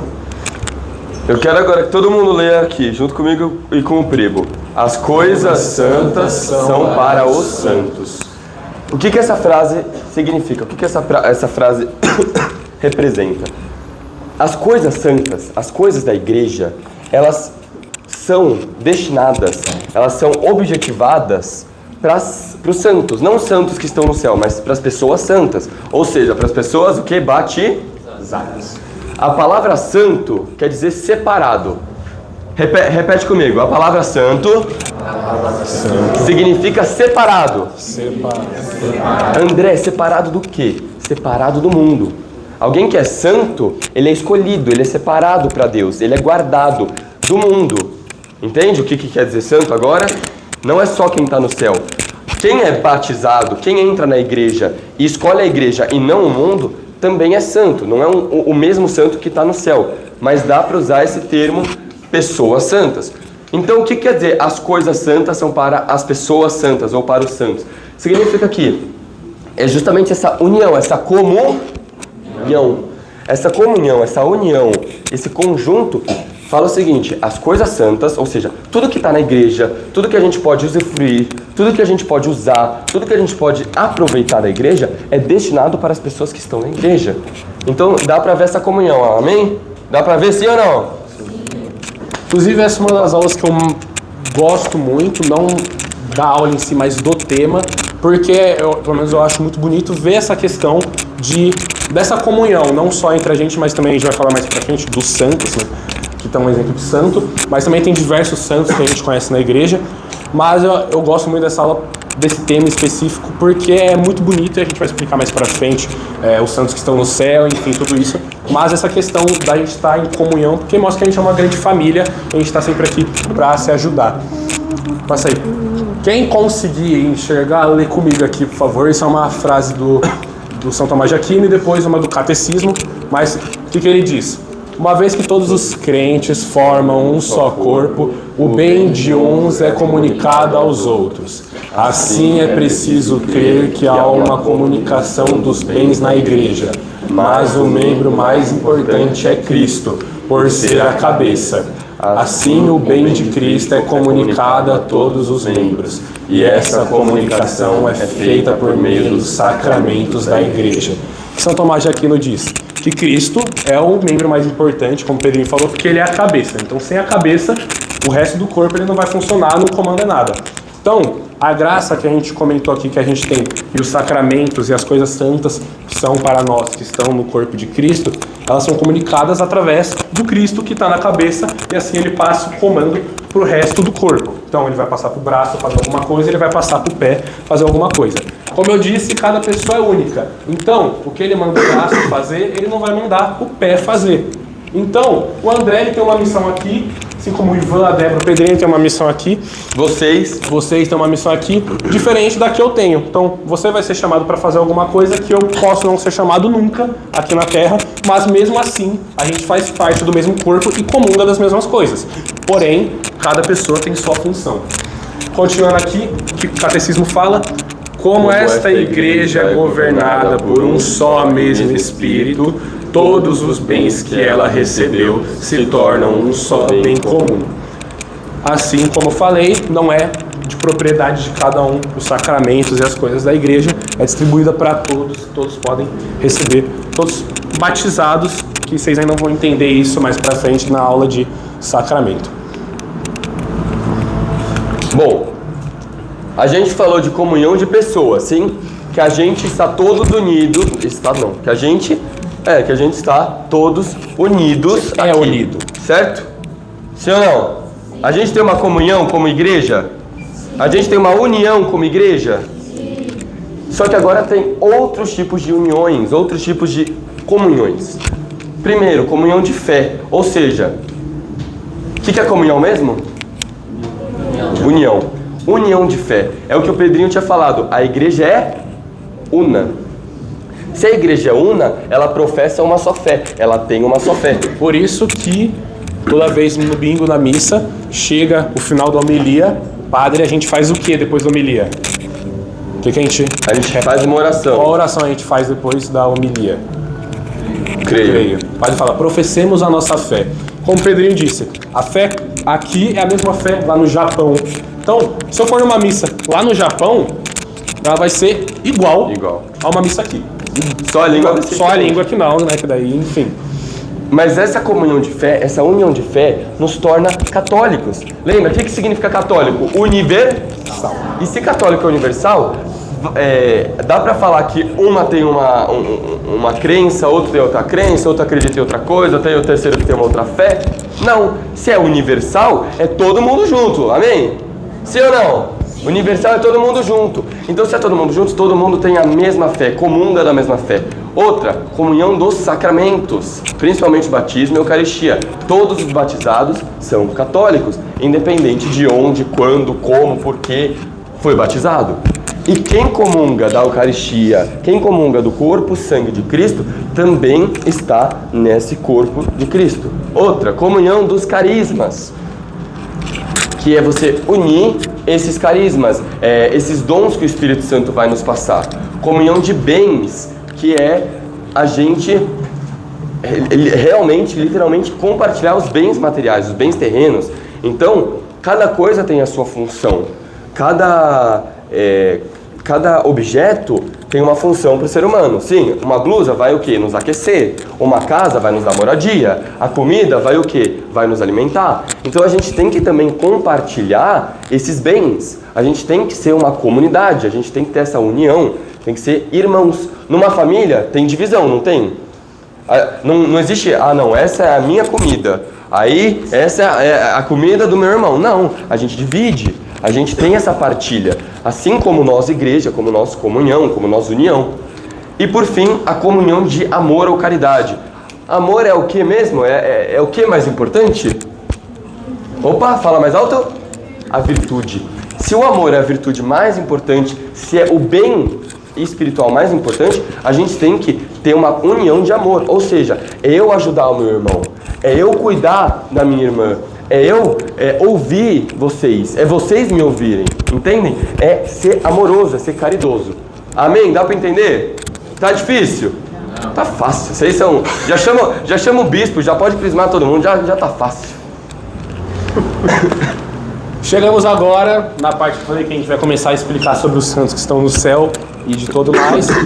E da questão de intercessão que o Pedrinho comentou que a gente ia explicar, que você ia cobrar, né? Agora a gente vai falar. O que acontece?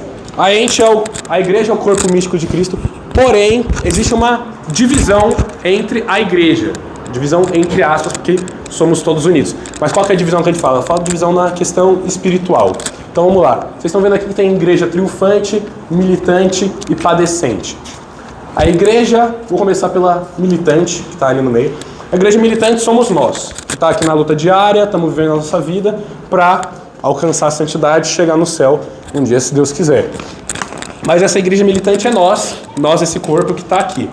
Temos a igreja padecente. A igreja padecente é as almas que já partiram dessa para melhor, já morreram, porém elas não estão no céu ainda. É a igreja, né, esse corpo que está cumprindo ali as suas penas no purgatório. Porém, quem está no purgatório está salvo, só tem que passar um tempinho ali. A gente já foi explicado o purgatório aqui? Não. Vocês ainda vão ter uma aula para explicar. Mas quem está no purgatório vai para o céu, mas ele tem que passar por uma purificação antes. Então, a igreja padecente é as almas que não estão no céu direto, mas também não estão mais aqui na terra, mas tem que ainda passar por uma purificação. Agora, a igreja triunfante são os nossos santos que a gente conhece, que a gente canoniza, que a igreja que está no céu é as almas que a gente tem certeza que saíram daqui da terra e foram para o céu. E tem um processo para a gente descobrir se a pessoa foi para o céu ou não. Mas, enfim. E uma vez que a gente tem essa divisão aqui e a gente comunga no mesmo corpo, a gente pode interceder um pelos outros. Ou seja, o que é a intercessão? O André está precisando de alguma ajuda. Ele chega pra mim e fala, tô passando por isso, a situação tá difícil, reza por mim. Beleza, vou lá e rezo por ele. Isso é uma forma de eu intervir, né? Eu vou interceder pelo André. Porém, a gente quando morre e vai lá pro céu, ou até mesmo pro purgatório, a gente crê na vida eterna e na vida com Cristo. Então, a gente, de frente... Não, você passar aqui, sim. Frente do que vocês podem escutar por aí, a gente não está dormindo, a gente não está adormecido, a gente não está inconsciente, porque a gente vai estar com Deus, e Deus é a vida. Então, quando a gente morre, a gente está vivo. Se a gente vai para o céu, né, a gente fica vivo por toda a eternidade. Então, uma vez que eu estou vivo, depois da minha morte, e eu faço parte do corpo de Cristo, uma pessoa que já morreu e está no céu ou está no purgatório, pode interceder por esta alma. Então, por isso que a gente diz que a comunhão dos santos e a intercessão dos santos é válido. E isso é demonstrado várias vezes na Bíblia. Eu vou mostrar por números, mas tem outros versículos que a gente pode utilizar, é que eu gosto desse. Números não é matemática não, tá? É um versículo.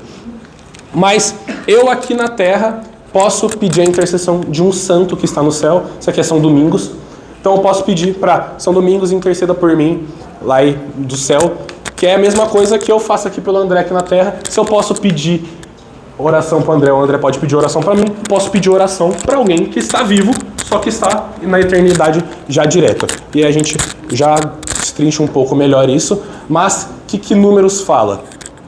o povo está andando lá pelo deserto já com Moisés, depois de ser libertado do Egito, e eles estão caminhando, e eles começam a resmungar com Deus, e Deus se estressa e fala, quer saber? Vou mandar umas serpentes aí para vocês, e todo mundo começa a ser picado pelas serpentes, e aí o povo começa a morrer por causa das serpentes.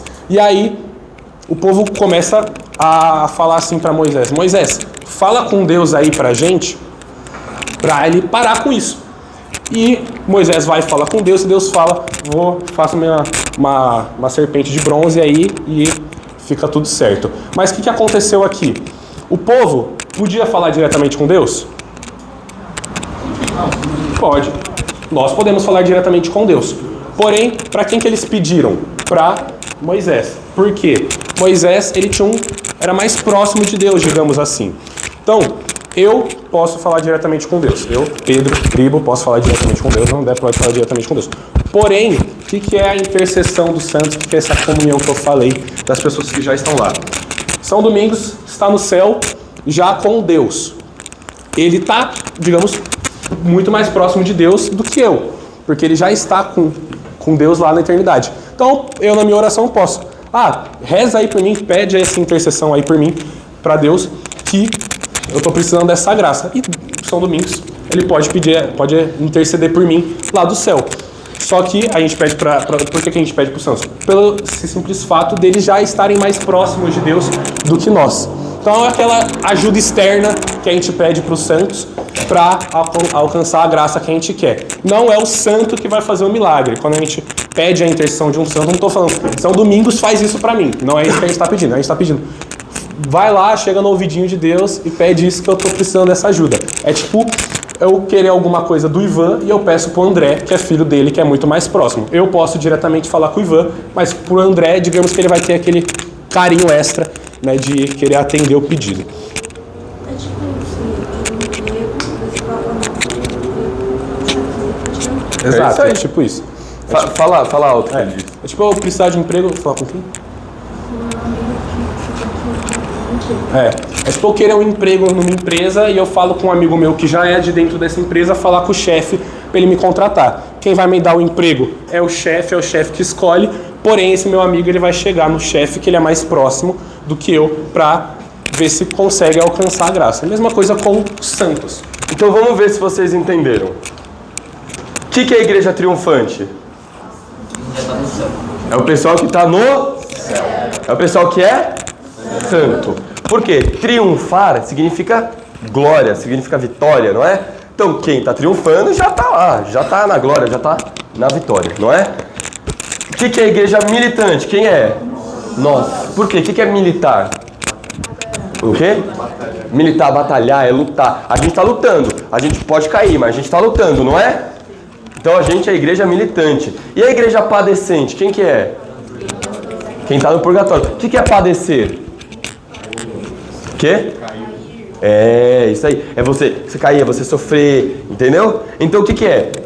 Igreja padecente é quem está no purgatório. Pergunta, quem está no purgatório está no céu, sim ou não? Sim. Sim, quem está no purgatório já está salvo, tá bom? O que acontece? Só rapidinho aqui pra gente fazer um parênteses. A gente peca, não é? E quando a gente peca, basta simplesmente pedir desculpa para estar perdoado, sim. Mas vai ter consequências, não vai? Nosso pecado? Imagina, tem uma criança brincando de futebol, tá fazendo embaixadinha lá, dá uma bicuda e quebra a janela do vizinho. Se a criança pedir desculpa e o vizinho perdoar, a criança tá perdoada? Mas a janela continua quebrada, não continua?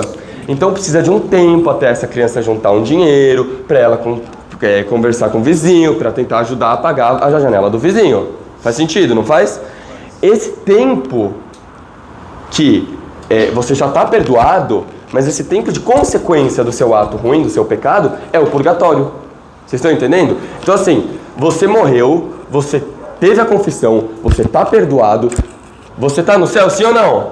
Sim. Mas vocês entendem que tem uma consequência do pecado? Tem esse tempo de consertar a janela? Mas então quase todo mundo... Quase todo mundo tem essa consequência. Quase todo mundo passa pelo purgatório.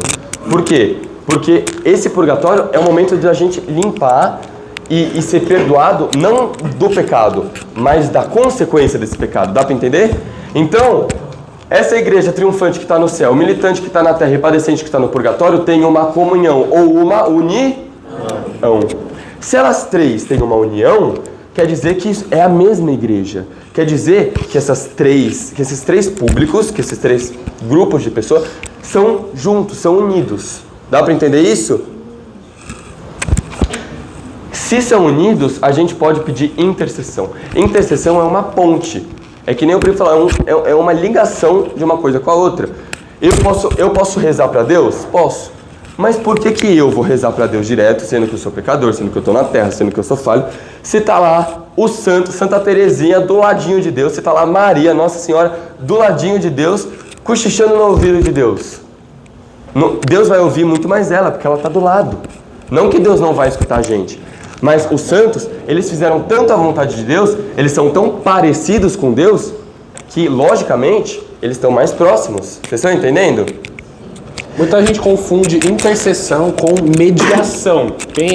Você já deve ter escutado, não existe intercessão do santo porque Jesus é o único mediador entre Deus e os homens. Claramente são duas palavras diferentes, mas a maioria do povo ignora isso. Mas o que a gente fala quando Jesus é o único mediador entre Deus e os homens? Ele realmente é o único mediador entre Deus e os homens, que é a pessoa que ligou a nossa humanidade com dignidade de Deus. Com a dignidade de Deus. Vindo aqui na Terra, unindo a gente na cruz, quando ele morre, ele liga e faz essa ponte, ele cria esse canal diretamente com Deus. Então, Jesus Cristo é sim o único mediador. Porém, intercessor não, visto que eu posso pedir oração para André, posso pedir oração para qualquer uma das igrejas aí que existem. Eu vou dar um outro exemplo de intercessão. É o seguinte, existia um rei muito poderoso, muito rico e muito bondoso, era um rei muito bom. E tinha um camponês, pé rapado, que não conseguia plantar, ele plantava cenoura, esse camponês. E só que assim, teve uma geada, veio neve, e aí acabou com a plantação dele, ferrou tudo. Ele ganhou uma cenourinha, aquelas michurucas desse tamanho, sabe? E aí ele falou o seguinte, nossa senhora, eu preciso agradar o rei, porque o rei é tão bom, ele me dá uma casa, esse rei me dá roupas, não sei o que e tudo mais. Eu vou agradar esse rei, só que eu não tenho muito. Então eu vou fazer o seguinte, eu vou pegar essa cenourinha e eu vou entregar para a rainha. Essa rainha, ela vai pegar uma bandeja de ouro, ela vai ornamentar, ela vai fazer toda uma decoração, embrulhar essa minha cenourinha numa caixa de presente. Vai ser maravilhoso. Banda. Então o meu presente que era pequeno, uma cenourinha, aquela fininha, pequenininha, murchinha, eu vou entregar para a rainha. A rainha vai embelezar aquilo, vai colocar um lacinho, vai colocar um monte de outros legumes, outras plantações para tentar incrementar minha doação. E ela vai entregar para o rei. O rei vai se agradar muito mais com isso, não vai?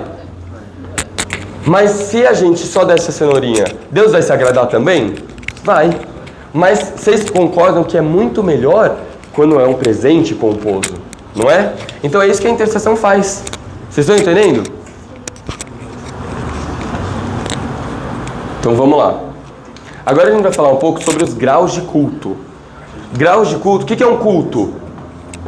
O que é um culto? Veneração. O culto é quando você dá respeito a alguém, tá? O culto é quando você dá amor e respeito a alguma pessoa. Amém? Qual que é o culto mais alto que a gente tem de todos? Qual? Qual que é o culto mais alto? Para quem? Para Deus, para Jesus. E qual que é o nome? Adoração. Ou também chamado de... Cadê? Se passar aqui. Boa. Chamado de latria. Latria ou adoração é para quem só?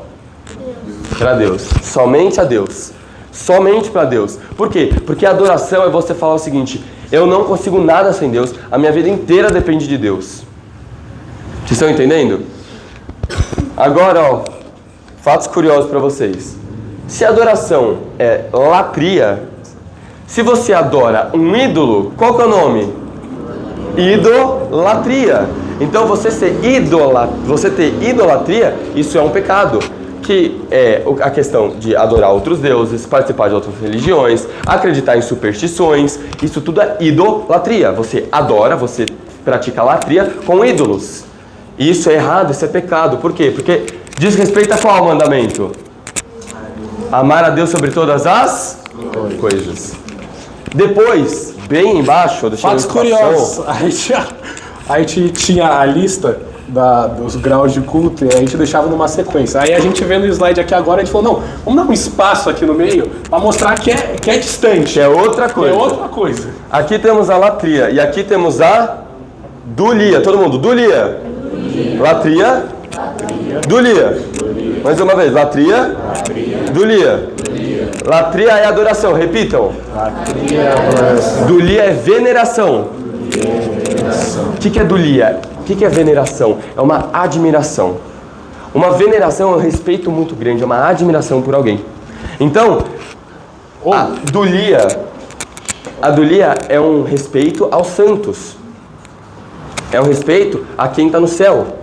Eu tenho um carinho especial por Maria, sim ou não? Sim. Nós temos que ter um carinho especial para os santos, sim ou não? Sim. Por São José, sim ou não? Sim. Para os anjos. Isso é dulia. A gente adora os santos? A gente pratica latria com os santos? Por quê? Porque não é Deus.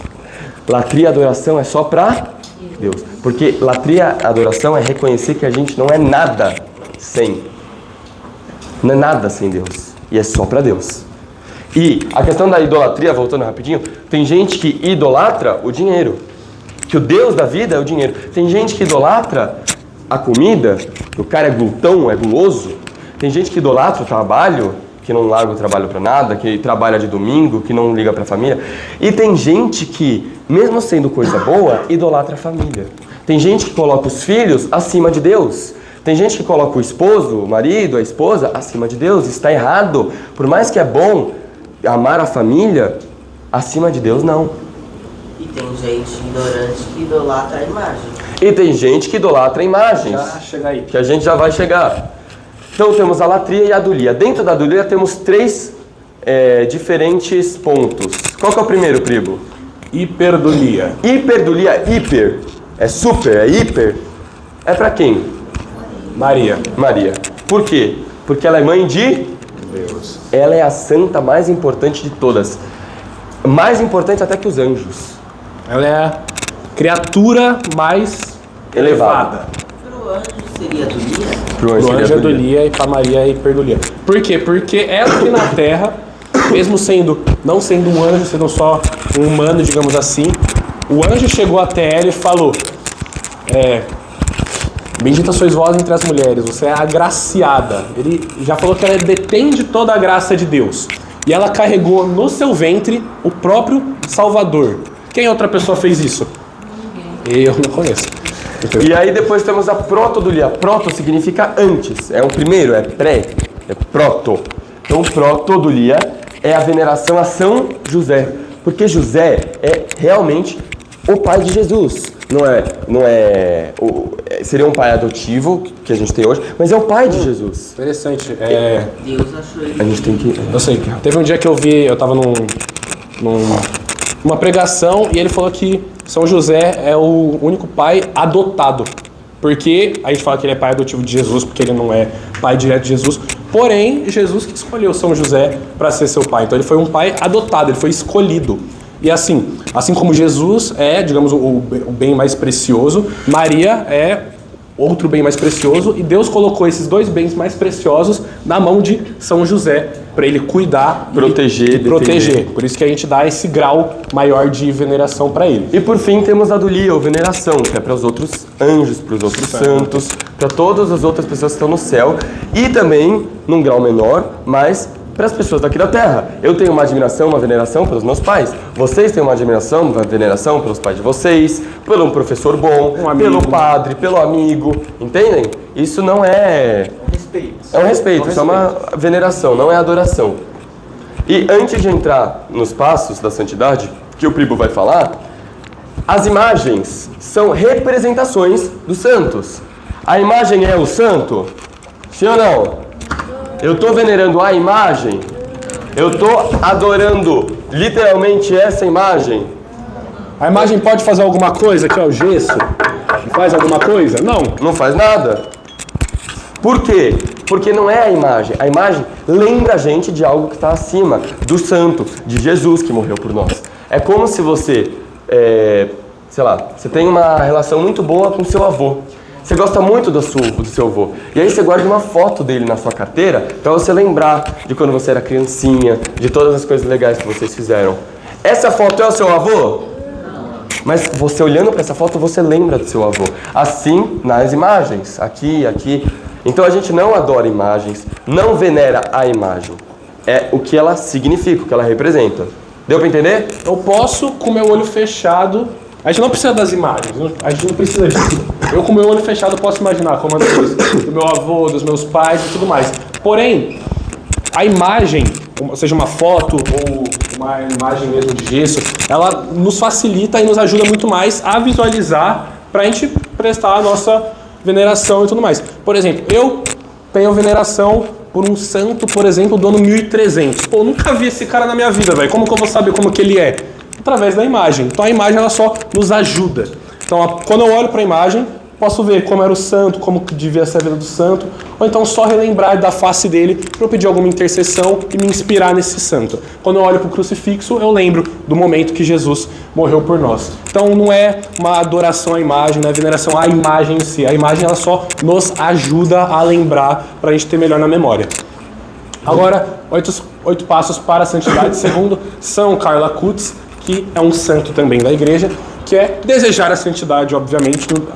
A gente é chamado a ser santo, todos nós, porém, se vocês quiserem.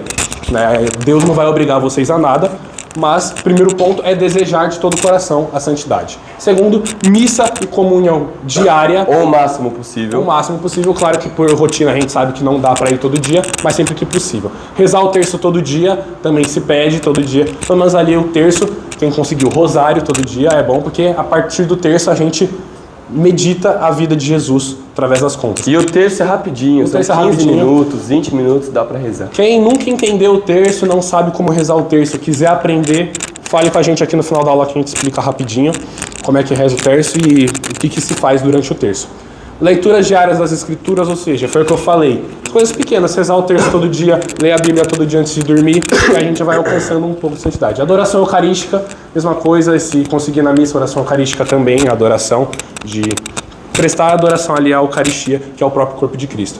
Confissão frequente, não é porque a igreja pede uma vez no ano que você não vai confessar nos outros. Eu, pelo menos, confesso a cada 2 semanas, mas é o que eu faço porque, enfim, peco e sei da minha consciência. Como o Ivan disse, o ideal a cada um mês ali tá sempre confessando frequentemente pra que a gente nunca sabe o dia da manhã. Então vai ver o peco agora, sair na rua, foi atropelado. Então pode acontecer. Fazer propósito ao Nosso Senhor e Nossa Senhora em favor dos outros, ou seja, também prestar um pouco de caridade aos outros, fazer propósito. Fazer penitência, alguma coisa. jejum, tudo isso. Ou seja, para o retiro de Crisma, a gente se prepara. Para essa preparação, se pede às vezes, faz uma abstinência, faz uma penitência aí de algo que você gosta, para estar mais bem preparado para o retiro, para a gente se doar melhor. E por fim, ser amigo do seu anjo da guarda. Todos nós temos um anjo da guarda que caminha com nós, e ele que nos ajuda no nosso dia a dia, ele que nos guia. Então sempre peça ajuda antes de sair de casa, faz a oração do seu santo anjo e peça o caminho, a direção para esse anjo da guarda que cada um de nós tem ao nosso lado. Ponto importante aqui, um santo, São Padre Pio, da igreja, acredito que vocês conhecem, ele é bem famoso, ele conseguia enxergar o anjo da guarda dos outros. Então ele mandava o anjo dele falar com o anjo do cara, aí o anjo só sussurrava no ouvido do cara para ir falar com o padre, e aí o cara, me deu vontade de falar com o padre do nada, mas era o anjo sussurrando no ouvido, e São Padre Pio tinha esse dom de poder ver o anjo dos outros. Bom, só terminando com uma frase do Papa São João Paulo II. Jovens, não tenham medo de ser santos, porque a santidade é o nosso destino final. Amém?